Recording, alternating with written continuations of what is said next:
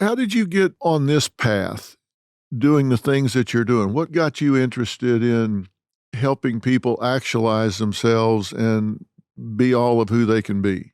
So my grandmother, when I was a young kid, at about age, I think I was about 10 years old, she pulled me to the side and said, "Son, you have a gift. And the reason I'm telling you that I see this gift in you is because I have it, and it's called discernment." I didn't really know what my grandmother was talking about, but I had watched her be a person that people came to continuously, engaged with, asked questions, and she moved with such a wisdom, Dr. Phil, that I was intrigued. I don't think I understood why I was intrigued, but I was. So I think I early on had a sense that engaging with others, supporting others was and would be important to me. And then I found a way to couple that intrigue with academic pursuit. I had played football at Long Beach State out here in LA, but didn't get my degree while I was going to school. I thought I was going to be a pro offensive lineman and make millions of dollars. That didn't happen, and then I didn't have my degree. So found my way back into the academic endeavors. My wife pushed me. She kept saying to me, "Honey, you have to get your degree so the boys know that we both have our degree." I was working at Ford Motor Company on the line, working, busting my butt.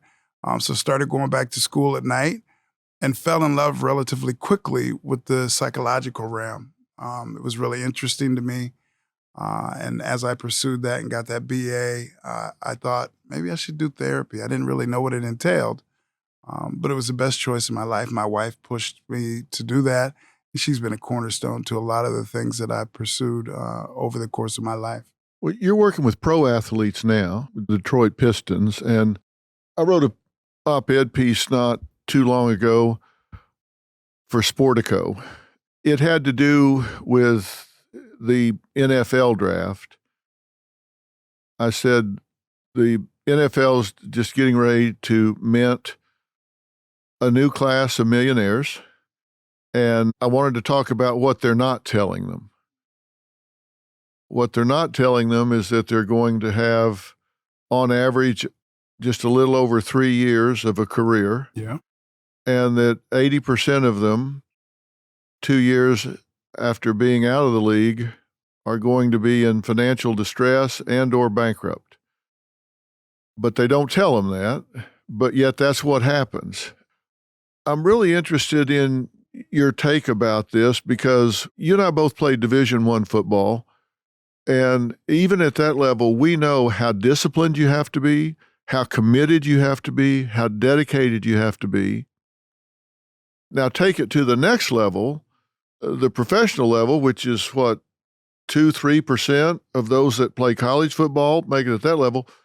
So we're talking about intelligent, dedicated, disciplined young men, but yet within 5 years, they're going to be in life and financial distress, depressed and out of control. How's that happening? You know, I think there are so many factors, Dr. Phil, that go into what you just said. And one of the leading factors is all of a sudden, I'll just briefly tell a quick story. I had a kid that got drafted. And he got drafted, and we were sitting there talking after the draft. And he said, "Doc, before the draft, I looked at my bank account. I couldn't even take a $20 bill out. I had $12 in my bank account. I get drafted, I sign, $12 million in my bank account." But no one had discussed with him what that movement looked like and how that would play out and how you had to be financially astute and understanding that all of these people will be coming to you and you can spend it frivolously and lose it, or you can figure out a different way. There's no one really, Doc, having those deep conversations with them, maybe at a surface level. At the rookie symposium, they may talk a little bit about it. But oftentimes these young men are coming from financial situations where it was a struggle. And then all of a sudden I have all of this and I don't know what to do with it. And everyone wants a piece of it.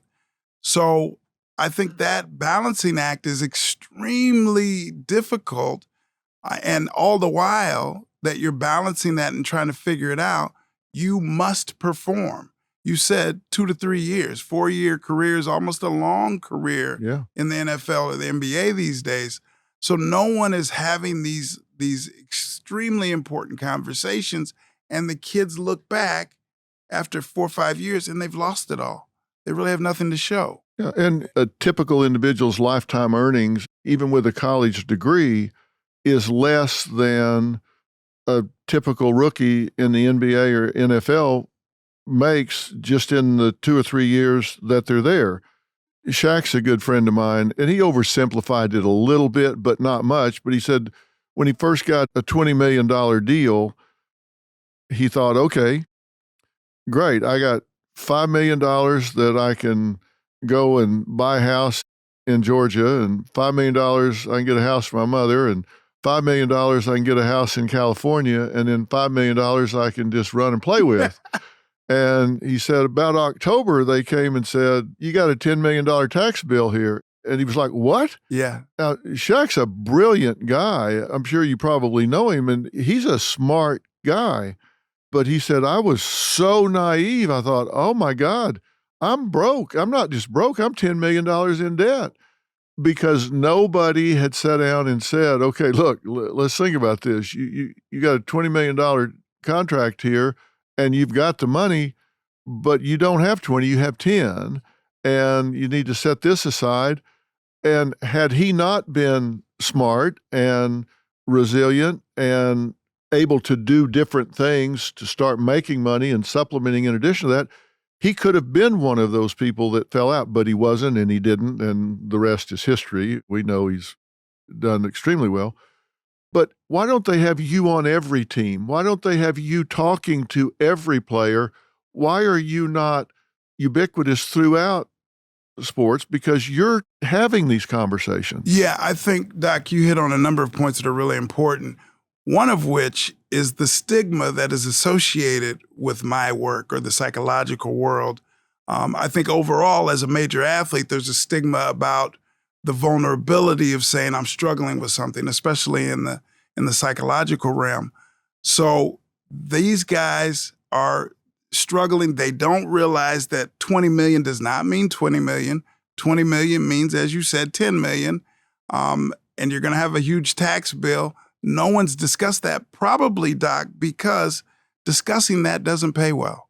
That discussion may not be what pays well, because what pays well is the exploitation of athletes, regardless of color, race, any of those things, that there will always be folks lying in wait to exploit. And that can be for an entertainer, I mean, across the gamut. So if they don't have one or two people that are firmly rooted and are really in their corner, they're left to the chance of that struggle, financial struggle, kicking in. And that's what's happening time and time and time again. Well, are the role models the problem as young men? I'm talking about while they're in middle school or whatever. Are they looking at role models that have flash cars and flash lifestyles? Because I look at some of the lifestyles of these pro athletes and I'm thinking, I know I make more money than they do, and I could not begin to afford that lifestyle. And they live it like it's going to last forever. Yeah. So, Doc, let's be clear on a point here that oftentimes, especially in the African American community, all of the trinkets, the things that we may see as flashy, if you come from a community that has not had access, the accessibility into the financial means to have build and hand off generational wealth is limited at best. So what we are fooled into thinking, the fool's gold is, if I can afford some way to get these trinkets, then others will see me as being wealthy or rich, even though I don't have the means to uphold that. So sometimes I think what becomes more important is almost the selling of a process that I have all of this. The other thing, you use the term role model. And I think that a role model is extremely important. You've been a role model for me. I've never met you, but that you were a role model. Never knew who I was till this moment. I think what we are in need of, I talk about in the book, is a real model. Who are those real models in your life that you can turn to, look at, engage with, be curious with, be taught from their wisdom, and you have access to them more consistently? Because I had real models. My grandmother was a real model for me to develop this therapeutic sense. So, how do we find those real models and be curious with them, Doc? I think curiosity leads way to awareness. If I can be more aware, financially, relationally, if I can become more aware, the chances that I make better and more informed decisions increases exponentially. So as a therapist, and you know, my job is not to change anyone. My job is to be curious with you and help raise the awareness around things that you may seek to change. I think that's really the cornerstone.